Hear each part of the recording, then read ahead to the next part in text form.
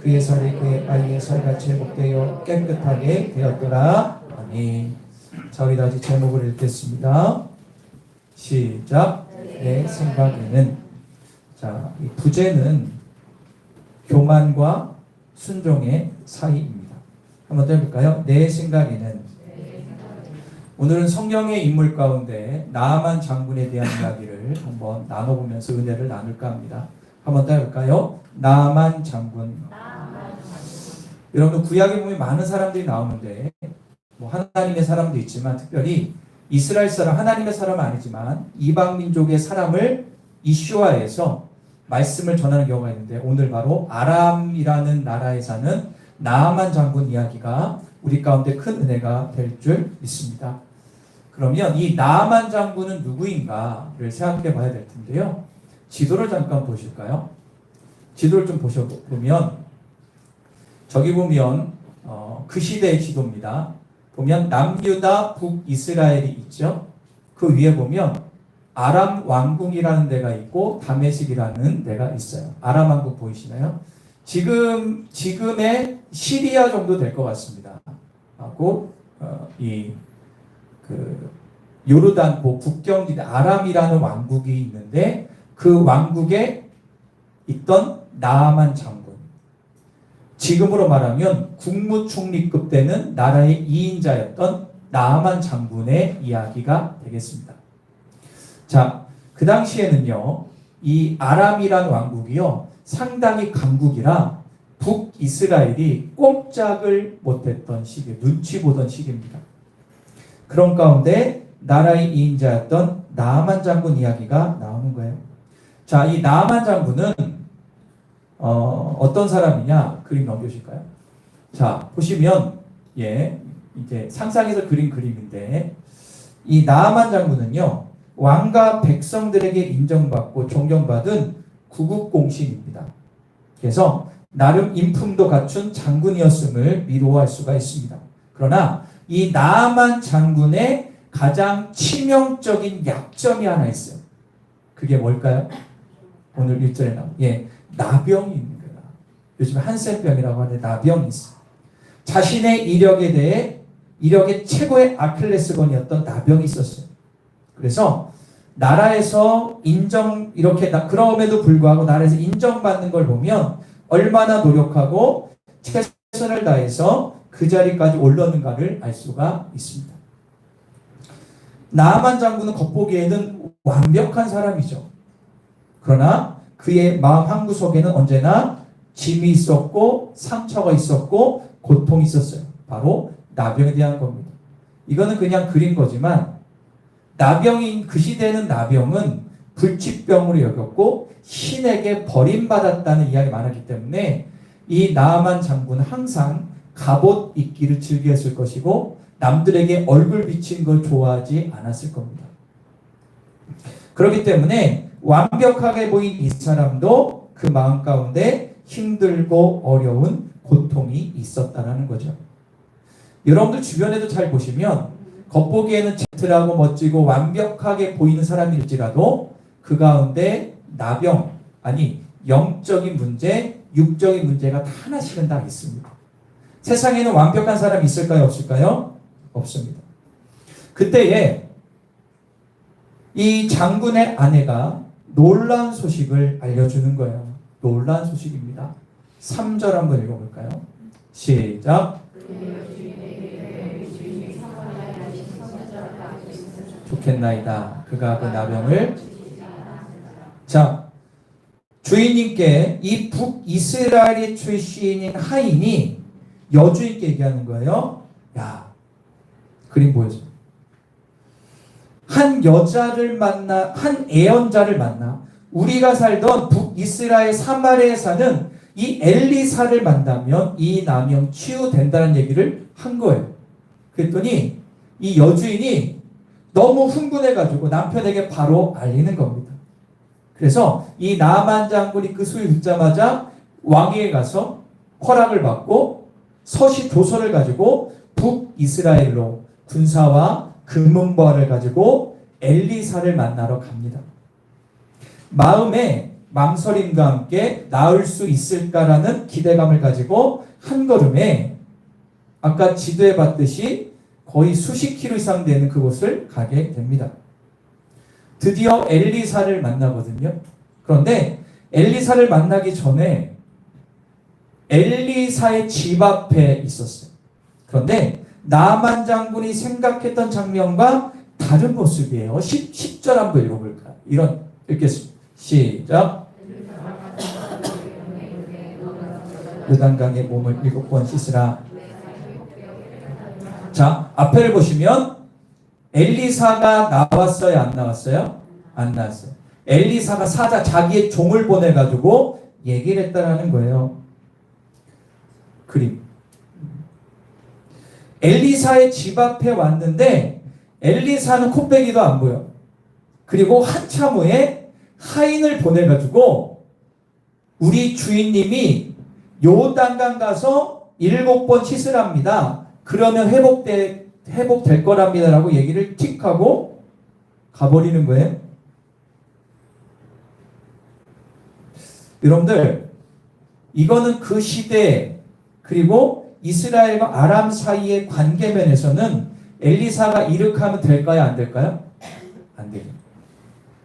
그 당시 강국이었던 나라의 2인자가 약국이었던 북이스라엘에 왔는데 엘리사가 나오지도 않고 종을 보내서 얘기 한번 띡해. 그러면 이 나아만 장군은 이걸 딱 듣고 어떤 마음이 들었을까? 뻔한 거 아닙니까? 마음에 괘씸죄, 분노가 일어나는 거예요. 자, 11절 읽어보겠습니다. 11절 시작. 그가 내게로 나와서 그의 하나님 여호와 이름을 부르고 그의 손을 그보 위에 흔들어 나병을 나아반이 노했어요. 나아반이 노한 겁니다. 그래서 화를 내는 거예요. 그림 보실까요? 자, 화를 막 내는 거예요. 아니 어떻게 나에게 이럴 수 있는가? 분노가 치밀어 올랐습니다. 자, 12절 읽겠습니다. 12절 시작. 아나바와 아르밧 이스라엘 모든 강물보다 낫지 아니하냐. 내가 거기서 몸을 씻으면 깨끗하게 되지 아니하냐 하고 몸을 돌려 열받은 거예요. 야, 우리나라의 요단강보다 깨끗한 강이 얼마나 많은데 얘가 나를 엄청 무시해? 열받은 거예요. 엄청 열받은 거예요. 그래서 돌아가려고 했습니다. 그런데 옆에 있던 지혜로운 신하가 설득하는 거예요. 설득해. 자, 13절 읽겠습니다. 시작. 그러자 그의 부하들이 나가서 말하였습니다. 만일 그 예언자가 이보다 더 어려운 일을 하라고 명령했다면 장군은 그것을 하지 않았겠습니까? 그러나 몸을 씻고 깨끗이 되라고 말씀하셨는데 어째서 장군은 그것도? 여러분들 신하의 말이 맞아 틀려요? 맞잖아요. 나는 나병 고치러 온 거지 나의 어떤 의나 명예 그걸 내세우려고 온 게 아니잖아요. 그러니까 신하 말을 들으니까 그게 맞아. 그래서 신하 말에 마음은 내키지 순응합니다. 그리고 요단강에 가서 7번 들어갔다 나왔다. 한 번 들어갔다 나왔다. 들어갔다 나왔다. 그리고 들어갔다 나왔다. 그리고 7번째 들어갈 때 어떻게 됐냐? 깨끗하게 됐어. 네, 참 그림 잘 그렸어. 저 얼굴 봐요. 얼굴이 환해졌죠. 진짜 나병이 사라진 거예요. 할렐루야. 예. 요 뒤에 얘기는 나중에 하고요. 아주 평범한 얘기일 수 있지만 이 나아만 장군의 이 문둥병의 치유는요. 우리에게 주는 교훈이 엄청 많습니다. 자, 여러 가지를 다 얘기할 수 없지만 한 가지에 집중하고 싶어요. 제가 아까 전에 무슨 얘기를 했냐면 다른 나라의 2인자가 북이스라엘에 왔을 때 엘리사가 콧배기도 안 보였다고 그랬죠. 그러면 엘리사가 다른 나라의 높은 산에 왔을 때 정죽이 맞이해야 되는 것을 알았을까요? 몰랐을까요? 알았죠. 엘리사는 지혜로운 사람이에요. 그런데 콧배기도 보이지 않고 예의를 갖추지 않았다는 거예요. 그렇다면 엘리사는 왜 이렇게 무리한 행동을 했을까? 알면서 왜 그런 행동을 했을까? 우리는 생각해 보고 싶어요. 분명히 엘리사는 하나님이 주신 마음이 있었겠죠. 그죠? 하나님 주신 마음. 결국에는 하나님은 엘리사를 통해서, 이 사건을 통해서 나만 장군을 다루기를 원하셨다라는 거예요. 다시 말씀드리면 우리가 나만 장군 같은 삶을 살 때가 많아요. 그거는 나만 장군에게 얘기하는 게 아니라 누구한테 얘기하는 거예요? 나에게 얘기하는 거예요. 할렐루야. 그래서 오늘 엘리사가 이렇게 무례한 행동을 하면 안 된다는 것을 알면서도 왜 그렇게 했을까? 이 질문에 대해서 우리는 큰 은혜를 두 가지 받기를 원해요. 왜 그랬을까? 1번입니다. 시작. 자, 교만을 꺾기 위해서 하나님이 엘리사를 통해서 그런 무례를 범하게 했습니다. 여러분들, 교만이라는 게 무슨 뜻이죠? 뭐 여러 가지가 갈 수 있지만 쉽게 얘기하면 따라해볼까요? 내가 높아지는 것, 나를 높이는 것, 그게 교만의 핵심이에요. 교만은 나를 높이고 높아지는 거예요. 나만의 배경을 보면 이미 그는 높아져 있죠. 나라의 2인자잖아요. 이것은 당시 상황에서도 당연한 것이었습니다. 강대국의 명예와 지위를 한몸에 받았던 이 나아만 장군. 그런데 속국 나라의 왕도 아니고 한낱 선지자에게 엄청난 모욕감을 받은 거예요. 그러니까는 이 순간의 나아만 장군은 병적인 문제보다 자존심이 상한 거예요. 그리고 마음에 크게 열이 받았습니다. 그의 교만함은 지금 상황을 인정할 수가 없었던 거예요. 그래서 분노가 나고 돌아가려고 했습니다. 그러나 아까 말씀드린 것처럼 신하의 지혜로운 조언으로 좌우지간 자기의 자존심을 굽혀서 어떻게 해요? 순종을 했어요. 중요한 것은 뭐냐 하면 하나님은 그의 교만함을 꺾고 하나님의 말씀에 순종하는 것을 깨닫게 하려는 의도가 여기에 숨겨져 있습니다. 자, 제가 그 생각을 해봤어요. 7번 담궜다고 그랬잖아요. 왔다 갔다 했어요. 그러면 어떤 생각했을까요? 어떤 생각하면서 7번 들어갔다 나왔다 했을까요? 아마 별 생각이 다 들었어요. 안 나기만 해봐라. 그냥 내가 엘리사를 죽이리라. 별 생각 다 했겠죠. 그런데 좌우지간 했어요? 안 했어요? 했어요. 그게 중요해요. 좌우지간 순종했더니 기적을 나아만이 경험했어요. 여기서 우리는 깨닫는 게 있는 거예요. 뭐냐? 내 마음에 자존심이 상하고 분노가 올라올지라도 하기 싫은 감정이 들고 환경일지라도 의지적으로 순종하면 놀라운 역사를 경험하는 거예요. 더 좀 유식한 말로 하면 따를까요? 자존심을 꺾는 순종. 나의 자존심을 꺾으면서 순종하는 사람에게는 기적을 경험할 수가 있습니다. 하나님은 어떤 상황에서도 순종하는 자를 기뻐하시고 반드시 기적을 베푸십니다. 여러분들, 오늘 말씀을 통해 제가 한 단어에 마음이 꽂혔어요. 뭐냐면 교만함의 중심에는 뭐가 있냐? 자, 11절 한번 읽어볼까요? 시작.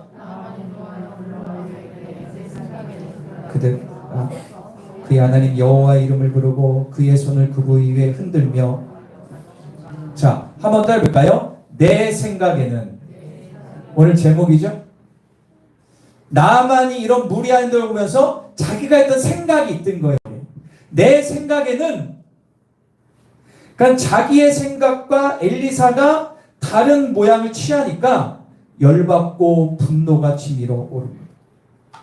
나의 생각과 다를 때 순종하지 못할 때가 우리 삶에 되게 많죠. 대부분 그래요. 제가 예전에 말씀드린 것 같은데 우리가 교회 나와 예배를 왜 드리는 거예요? 우리가 믿음 생활을 왜 하는 거죠? 목적이 뭐예요? 예수님 때문에. 하나님 때문에. 나를 구원하실 주님께 영광 돌리고 천국의 은혜를 누리며 나아가기 위해서 교회에 나오는 거예요. 이게 교회의 본질입니다. 할렐루야. 그런데 교회에 나와서 어느 집사, 어느 성도가 자기의 자존심을 자꾸 건드려. 자꾸 힘들게 지가 달랐으면 얼마나 잘났느냐 얘기를 해요. 그렇게 나를 힘들고 어렵게 나의 자존심을 구겨놓고 힘들고요. 그런데 주님께서는 순종하라고 하시고 그냥 넘어가라고 그래. 그런데 우리는 나아만 장부처럼 자기의 자존심을 건드리고 나의 삶을 물리는 그런 말과 행동이 참지 못해서 쏟아내거나 아니면 신앙이 떨어져 교회에서 멀어지는 사람이 종종 있어요. 그거는 나아만 같은 바보짓을 하는 겁니다. 아니, 천국 가려고 교회 나오는데 솔직히 그런데 천국 가는 것 자신 때문에 천국을 포기해? 진짜 바보죠.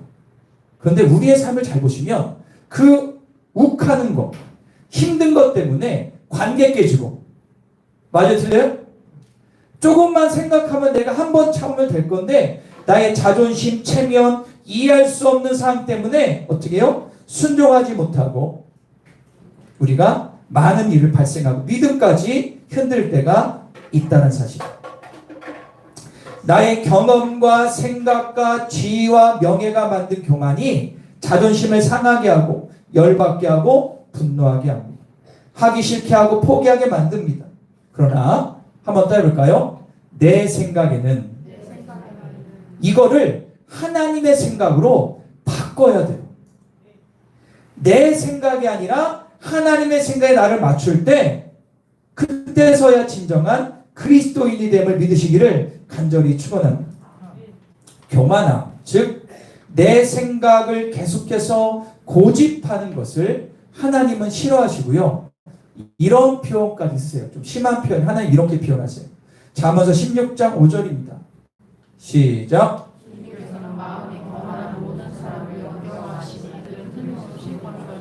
여러분 이 말씀을 꼭 기억하셔야 돼요. 마음이 거만한 자, 즉 교만한 자를 하나님은 역겨워하십니다. 야, 여러분들 살아가면서 역겨워 본 적 있어요? 역겹다는 것은 싫은 것을 초월한 거예요. 보기도 싫은 거예요. 구역질이 나는 거예요. 그런데 내가 하나님을 역겹게 한다는 거예요. 나의 그 자존심 때문에, 나의 그 얄팍한 것 때문에 여러분들 얼마나 이 마음이 아픈 거예요. 그래서 교만은 패망의 선봉이라고 얘기합니다. 할렐루야. 믿으시면 아멘. 비본질 때문에 본질을 포기하지 마세요. 우리의 본질은 예수님이에요. 할렐루야. 여기 나온 분들 가운데 부모님 때문에 뭐 누구 눈치 봐가지고 나온 분은 없다고 믿어요. 우리가 예배드리고 예수 믿는 이유는 예수님 때문에 믿는 거예요. 사람 때문에 믿는 게 아니라고. 그래서 여러분들 오늘 여러분들의 교만함, 내가 높아지려는 것들 다 이 시간에 낮아지기를 간절히 축원합니다. 하나님의 능력과 기적을 경험하기 위해서는 교만함을 내려놓고 순종해야 됩니다. 내 생각이 아니라 하나님의 생각에 내 자신을 굴복시켜야 맞습니다. 예레미야서 42장 6절 한번 읽어보겠습니다. 시작. 여호와께 보냄은 그의 목소리가 우리에게 좋지 않든지를 막론하고 순종하려 함이라. 우리가 우리 하나님 여호와의 목소리에 순종하면 우리에게 복이 있으리로다 합니다. 그러면 뭐에 순종하냐? 따라볼까요? 말씀에 순종해야 된다. 자, 6절을 잘 보시면 이렇게 나오죠. 우리에게 좋든지 좋지 않든지를 막론하고 뭐 해야 된다? 순종해요. 내가 하기 싫어도, 내 자존심이 하고 열받아도, 나의 그 내 등을 팍팍 끌어올고도 하나님의 말씀이라 뭐 해야 된다고요? 순종해라. 그러면 우리가 여호와의 목소리에 순종하면 우리에게 뭐가 있으리로다? 복이 있다라고 말씀하고 있습니다. 하나님은 교만하고 순종하지 않는 자에게는 하나님의 능력을 행하시지 않습니다.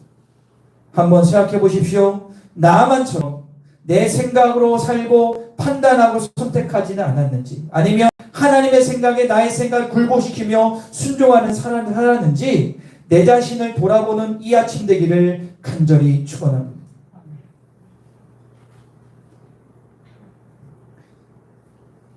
2번 볼까요? 두 번째입니다. 시작. 가르치기 위해서. 여러분들 그 당시 고대 근동, 지금 이 기록했던 이 나아만 장군 시대는요, 지금부터 한 2700년, 800년, 아주 옛날 시대입니다.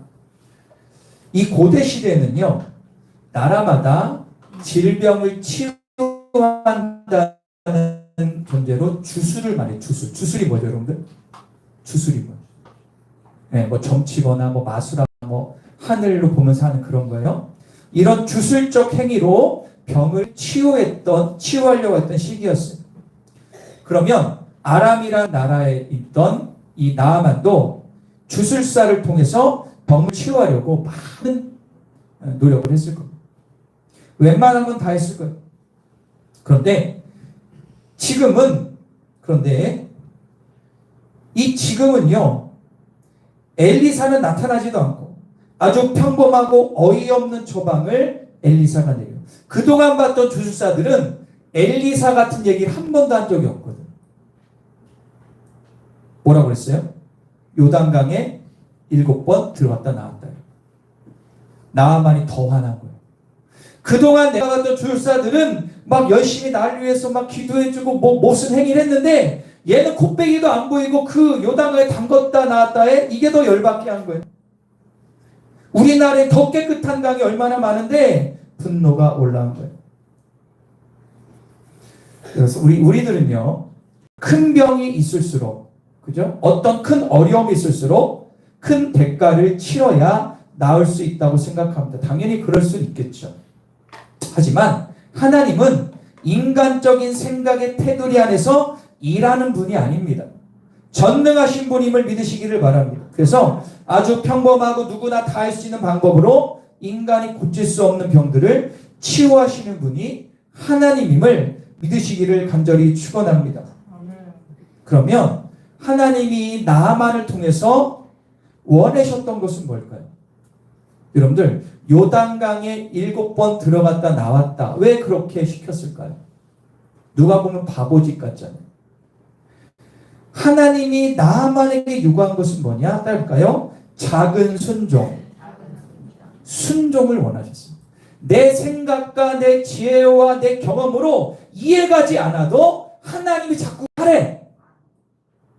하나님이 순종하래. 그럴 때 순종하는 걸 보시는 거예요.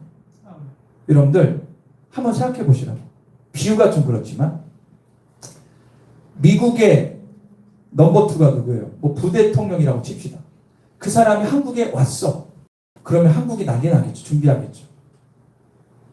안 그래요? 그래요? 그렇잖아요. 왔는데 뭐 대통령 뭣도 아니고 어떤 목사를 보려고 왔어. 근데 이 목사 콧배기도 안 보이고 자기 교회 누구 직원 실어가지고 얘기를 하라고 그래. 그러면 그 부대통령 열받겠습니까? 말도 안 되는 얘기잖아요, 솔직히. 거기다가 뭐라 시켜요? 요단강 7번 담그래.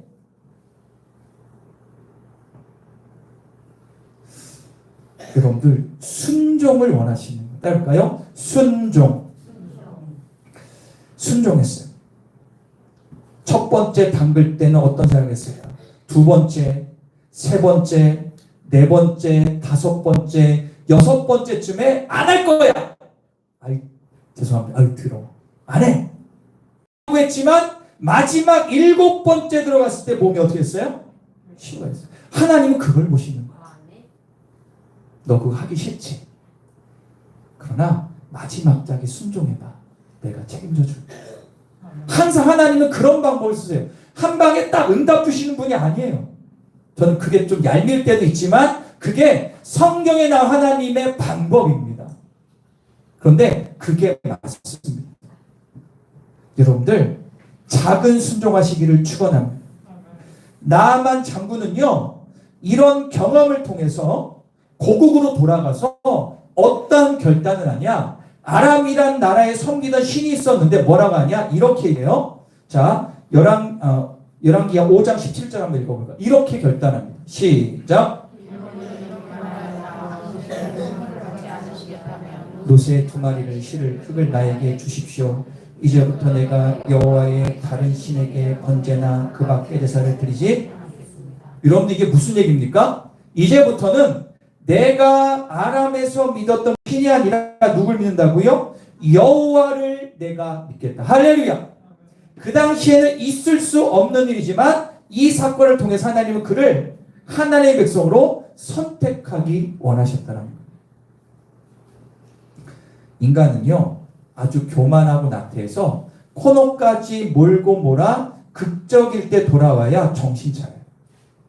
처음부터 여러분들이 원하는 것 하나님이 다 들어주면 여러분들은요 하나님을 알라딘의 앰플 여길 거예요.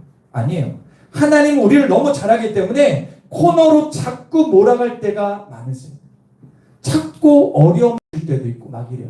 그때 누구를 보라고요? 하나님의 말씀에 순종할 때 하나님의 살아계심을 경험하고 하나님을 온전히 믿게 되는 것입니다.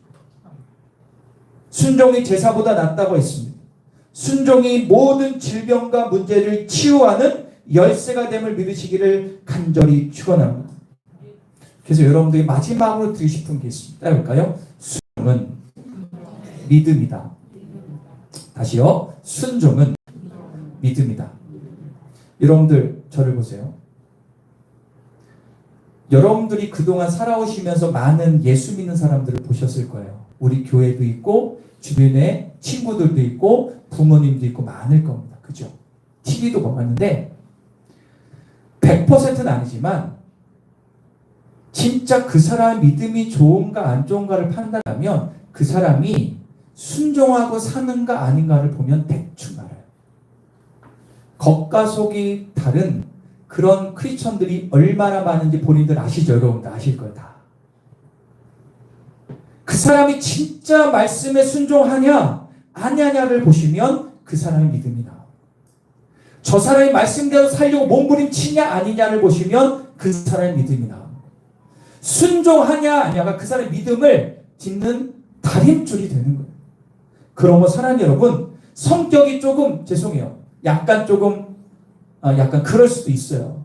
그죠? 성품이 좀 약간 욱하는 사람이 있어요. 그걸로 그 사람 믿음 판단하면 안 됩니다. 저 사람이 약간 좀 배우지 못하고 약간 와 있는데 그걸로 판단하는 게 아니에요. 그 사람의 말씀에 순종하냐 아니냐 그걸로 믿음을 판단해야 돼요. 아무리 열심히 교회에서 봉사하고 해도 순종하지 않는 사람은 죄송합니다. 가짜. 그래서 여러분들 상황 가운데 말씀 가운데 어느 때는 사람의 말을 통해서 아니면 기도와 하나님의 응소원을 주실 때 그 말씀에 순종하십시오. 하나님 그 순종을 통해서 여러분들에게 기적을 보여주실 것을 믿습니다. 하나님의 은혜를 부어주실 것을 믿습니다. 하나님은 단순한 신앙이를 좋아하십니다. 그리고 나의 삶 속에서 그 단순한 신앙을 통해서 역사하실 것을 믿습니다. 믿으시면 아멘. 한번 더 해볼까요? 순종하는 것이 믿음의 사람이다. 할렐루야. 기도하겠습니다. 우리 두 손을 모을까요? 오늘은 한번 생각해 보면서 기도했으면 좋겠습니다. 여러분들 나만 장군이 결국에 치유받은 것은 좌우지간 순종했거든요. 하기 싫어도 엄청난 명예와 그 마음의 이 수치를 다 내려놓고 억지로 순종했더니 기적을 경험했다면 하물며 우리는 더 은혜를 받아야 되지 않겠습니까? 우리는 알잖아요. 나만은 하나님을 알지 우리는 알잖아요. 말씀대로 살면 은혜 주실 거 알잖아요. 그런데 왜 우리는 결정적일 때 순종하지 못하고 내 멋대로 삽니까? 교만한 겁니다. 우리가 이 시간에 결단합시다. 주님, 오늘 말씀을 들었습니다. 그리고 내가 기도할 때 말씀을 듣고 깨달은 것이 있는 순종하지 않았음을 회개합니다. 이제 순종하는 삶을 살겠습니다. 작은 것부터 순종하겠습니다. 내 멋대로, 내 생각대로, 내 경험대로, 내 생각이 아니라 하나님의 생각대로 순종하는 자가 되게 해달라고 기도하실 때 하나님이 나만 같은 축복과 은혜를 주실 것을 믿습니다. 나의 믿음이 열릴 것을 믿습니다. 우리 다 같이 기도하겠습니다. 주님 아버지 감사합니다. 진짜 믿음을 나에게 주옵소서. 하나님, 나만이 다른 나라 사람이었지만 그는 몸을 저복종시켜 순종했을 때 기적을 경험했습니다.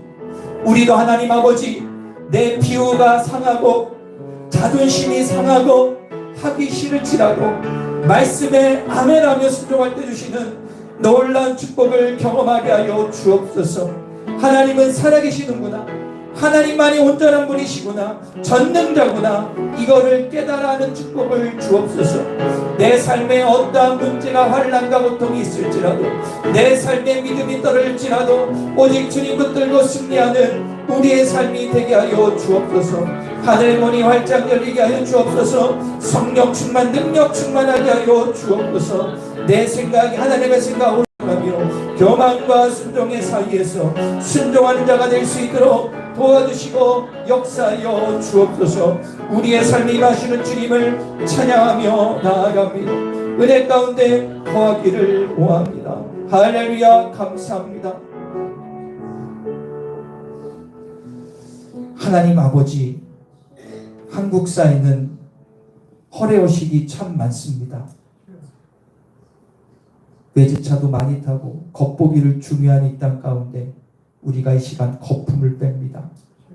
주님 앞에 교우들과의 관계 가운데 어떤 상황에서도 오직 말씀에 순종하는 진짜 그리스도인 되게 하여 주옵소서. 나아만이라는 나라의 2인자도 좌우지간 순종했을 때 기적을 경험했는데 하물며 우리겠습니까?